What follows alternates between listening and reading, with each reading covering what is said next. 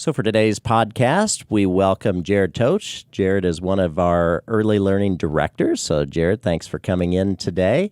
Also joined by Sara Fithian. Sara is one of our kindergarten teachers. She's also one of our academic coaches. So both of you are here today because you certainly know just a little bit, to say the least, about young children and young children who may be in early learning and are getting ready for kindergarten. So we're really close to kindergarten enrollment time for this coming fall. And we say fall, it's really school starts in August.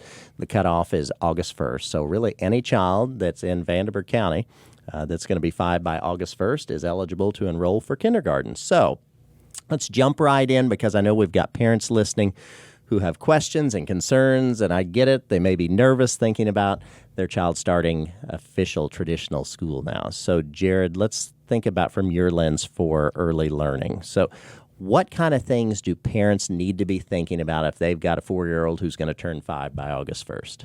Yeah, so absolutely it is kind of a nerve-wracking time Sure it is. for everybody. It might be your first experience, so you've got nerves, going on. But some of the things to think about is socialization and children being around other children, especially if maybe you only have an only child or maybe they just have siblings and they've spent a lot of time at home with just their siblings.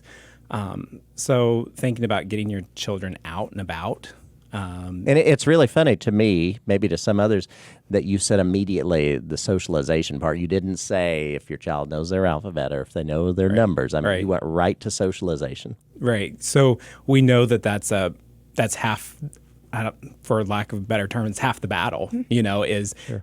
If I'm going to learn skills and concepts and those types of things once I get into school, like getting along with my friends is important, and being able to see other people's perspectives, have empathy, all of that, and just getting your children out, exposed to museums, to parks, playing with other children is part of socializing, and they run into conflict, and they have to problem solve through that.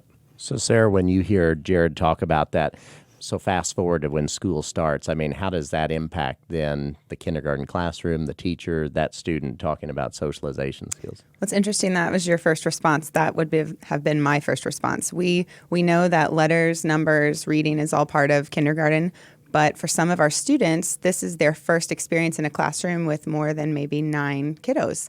A lot of preschools or pre-programs or daycares, they have a smaller number, and we could have in the 20s, and that's a lot of kiddos for some of these little guys that come to us. So being able to get along with your peers, you use kind words, maybe waiting.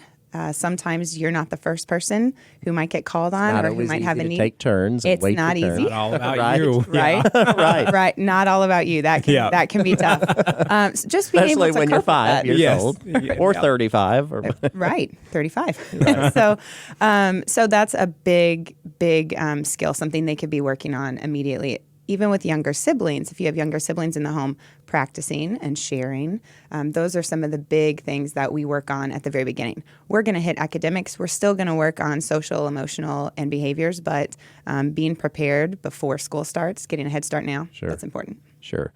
So, Jared, you and Sara both bring up an interesting point about that, and I want to go back and touch on something Sara just said. So she's talking about kids that may be coming from preschool, even someone who's been in a preschool environment. It may be a bit of a transition to traditional kindergarten. So from your expertise, talk about what that looks like. If I'm a parent and my child has been in preschool, how does that impact? It maybe doesn't necessarily mean a seamless transition, but I know we're going to get everyone ready and they're going to fall into that pattern of being successful. But how does that look in a preschool type environment?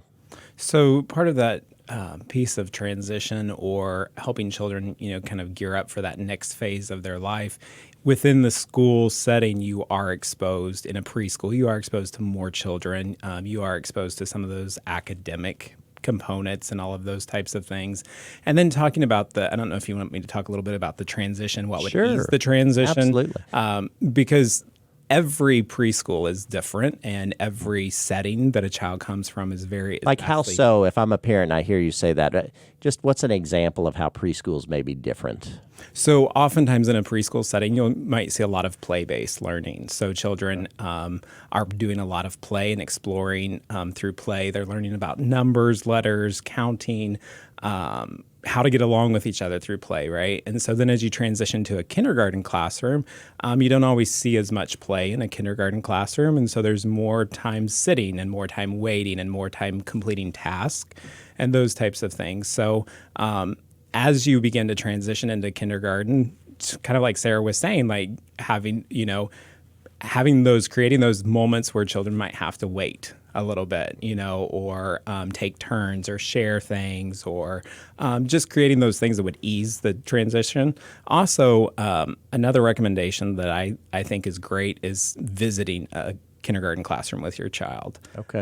So checking it out before you ever step foot in your first day of school, like go ask to see if you can see a kindergarten classroom, tour a kindergarten classroom. What does it look like? How's it different? How's it the same? Just kind of helping to ease that transition. Sure. And when you think about that, and that's a good point, visiting classrooms. So Sara, speaking on behalf of someone who is a kindergarten teacher, talk to us about what that looks like in our schools. And I know it may be slightly different from school to school, but we have kindergarten enrollment period, we have roundup or open house. Some schools call it slightly different, but how can those type of events help parents and children? So it looks different from year to year, and we have an upcoming event, usually in April, where we will meet with parents and we talk about what you can expect. We talk about the same things that Jared was just mentioning about how you can start getting ready now. You have from April to August, or as early as we start listening to podcasts and getting prepared. Sure. Then we have other events closer to the school year, and some schools do it a little bit differently, but you might be able to go in and see a classroom, not while our school is in session, but you'll be able to then go in and see where the rooms are. That eases a lot of the parents' minds. We talk about getting the students prepared, but a lot of parents, and I can speak on that half as well. You've got young I have a kindergartner, Sure. And it was a different experience. I've done kindergarten for a long time, and being a parent is totally different. I think I forgot everything that I would normally tell a parent, and I was a mess on day one with all the questions. Will my child know where to go, and all of those concerns and worries that you have. So we have those opportunities where they can come in. You can also contact the school and ask, is there a time that you would have? There's no harm in asking. There's no harm in reaching out and seeing, could we talk about this, or do you have something coming up that I could attend? So when you think about that, put your parent hat back on for a second and think about those experiences. And Jared, chime in here. What do you think is 2 or 3 of the top questions, concerns, worries that parents may have, especially if this is their first child who's getting ready to enroll in kindergarten? A big one would be finding the classroom every day. Drop-off is a big deal, whether it's my child's coming to you on a school bus, or I'm dropping them off, or grandma's dropping them off, or they're going to use your daycare program if the school has it. Before school daycare. Before school. Is my child going to make it to your classroom every day? What are you doing, or how do I ensure that happens? And I can speak from our school's experience that we have visuals and we practice, and those open house and roundup days are really important because your child gets to experience walking down to the classroom and finding where they're going to go. And then, of course, as a teacher, we practice that on day one. Those are some of the first things we do, other than making sure everyone's there and being kind, is we practice and practice and practice. So that's a big fear. And as a parent, that was a big fear, even though I had lived it, and I've told many parents, oh, don't worry, it'll be fine. We have everything set in place. I was driving to my own school worrying, I hope my child got there okay. Well, we understand that. I mean, we can empathize with parents going through that. And even if it's your second child, maybe there's been a few years in between. Maybe you're in a different school environment if you've moved or something. I mean, clearly. So I think both of you would agree there's nothing wrong with being a bit nervous as a parent. Absolutely not. And what type of things do preschools do, especially in the spring, Jared? If you're in, I'm going to refer to it as pre-K. So for those the pre-K programs where the students, most of them are going to be going to kindergarten, then what type of things are they doing as they enter this home stretch of the year here in another month or two to really get kids ready? So a lot of our teachers, depending on where they're located and where our schools, our programs are based, but some of them might make visits to some of the classrooms, might make visits to the cafeteria. The other thing that you'll see happening in the classroom is teachers begin talking about kindergarten. What does it look like in kindergarten? Reading books about kindergarten, what things might you building see. up that excitement. So building up that excitement of what you might see in kindergarten. maybe sharing experiences, or having pen pals from kindergarten share some of their, like, oh, I made it, I survived kindergarten, Right, here's my right. experience. Those are some of the things like that we'll see some of our teachers doing within our pre-K programs to kind of ease. It's more about easing the children's their nerves and the parents and the families, but also easing the children, making that transition smoother. So it's not that we can per se download all the information for day one, but if I can just make the child feel more comfortable with that transition, like, oh, that's the cafeteria that you were telling me about, or oh, that's the librarian who we're going to go see, and that's the principal, all of those types of things. So we really try to incorporate that into our days as we get closer to that, summer break, but then we know children are going to be moving forward to kindergarten. And what advice, Jared, would you have for maybe for a child, maybe one of the parents has stayed home and they are not in a preschool program, and so they've been at home, and you mentioned that at the very beginning of our podcast. What tips, advice would you give to them if they're not in a pre-K type environment to help make that transition successful as well? So I would say, like, visiting the library, visiting museums, those types of things, but also maybe hooking up with some, meeting up with some other families, people maybe who have had that experience before, gone through that. So ask them questions. Sometimes I would say, like, look on the internet, but you have to be really careful about that because you could find anything. Well, that's out there. true. Yeah. Good point. But, just exposing your child to those things, but also getting to know the school yourself. If your child has never been, what do teachers expect when the children walk in the door? Is there something that I can do during the summer to help ease the transition? So enroll in the school, ask the teacher if you can meet the teacher before school begins, find out, is there something that I could do during the summer with my child? And really connecting with the school. Is if you've never gone through it and your child has stayed at home, get connected with the school prior to the first day. Sure. So first day then, Sarah, let's kind of fast forward. So you're that kindergarten teacher, or all the kindergarten teachers you've worked with over the year. It's that first week of kindergarten. If I'm a parent, what does that look like? What can I expect in August when I say goodbye to my child in the morning and they're going to spend their entire day at school? What's it going to look like? Lots of tears from the parents. Kidding. Once in a while, though, would you have tears? Yeah, if you're me. So the first week is a lot of, like I said, procedures, practice. We practice everything from using social stories, using a lot of books and text to practice and see what kindergarten looks like with visuals. We talk to the students about everything we're going to do that's upcoming, so their fears are eased. So if they've been in a setting before where they've had schooling, hey, this might be similar to what you did in your preschool, your pre-K, or daycare. If you've never had schooling, you know what's coming next. A lot of routines and procedures. We also start in with some academics right away, and that was one of the questions you asked at the beginning, was some of the top 3 things we hear. One is, my child doesn't know all their letters. Okay. And what do you say to that? Big deal. That's my job. That's part of my job.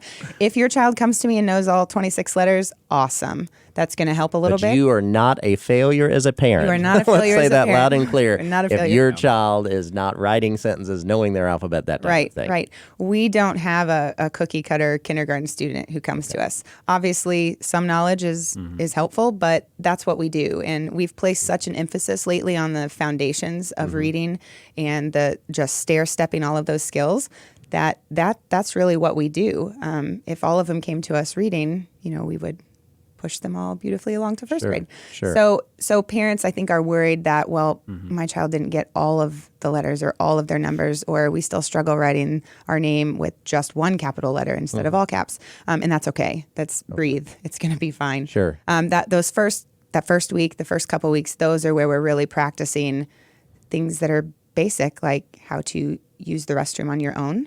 Just basically what it's like to be a student at a traditional school for the day. Yes, being able to cut, hold a pencil, follow directions, line up when you're asked. It seems kind of silly, but they're very simple things that if you've not had that before, if you've not done that with a group of more than 9 kids, that's what we're doing. Right. So, go ahead, Jared. So, Sarah, you had said something about routine. Yes. And that's one of the things, if your child has not been to a child care center before or a pre-K program before, and they've been at home all the time, one of the things that I think is so, that I strongly recommend personally myself, is finding a routine for your child, because when they go to school, there's going to be a routine for the day, a time for breakfast, a time for lunch, a time for certain things, and getting your child into a routine during the summertime. So a regular bedtime or a regular time that you eat, those types of things, so that it helps a child begin to adjust to the system that they're getting ready to enter. Sure. I guess as we kind of wrap up, and this has been a great conversation today, if you both were thinking of one piece of advice that you would want to pass along to any parent who's already getting nervous about the fact that their son or daughter is going to be starting kindergarten. Luckily, it's only getting ready to be here the beginning of February. So what is one thing, Jared, you would want a parent to know or to think about? That every child is unique. Every child is different. Just as snowflakes, there's not one snowflake alike. Your child is the same thing. There's not one child alike. So the comparisons, like trying to compare, well, my child's not like that child or this child or that child. Your child is your child and is very special. And their journey of learning is completely different than any other child's. Great advice. Sarah? Just breathe. Is that Sarah the teacher or Sarah the parent? It's both. Saying that? I think Okay. it's both. We always kind of joke that we forget the beginning of the year in kindergarten, because sometimes it can be very stressful because you're starting from ground zero, and we see so much growth in all children, every unique child, from the time they start to the time they leave kindergarten and are ready to move on, and then we kind of forget over the summer and we start fresh again. Go all the way back. We and go start all the way over. back Yeah, to where we were.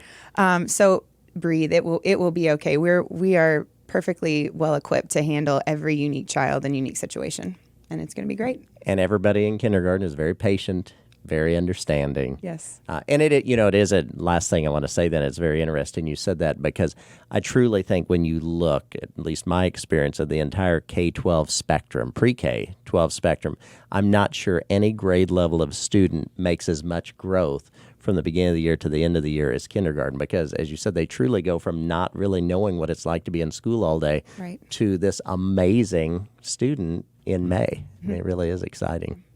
It's pretty wonderful. Yeah. Yeah.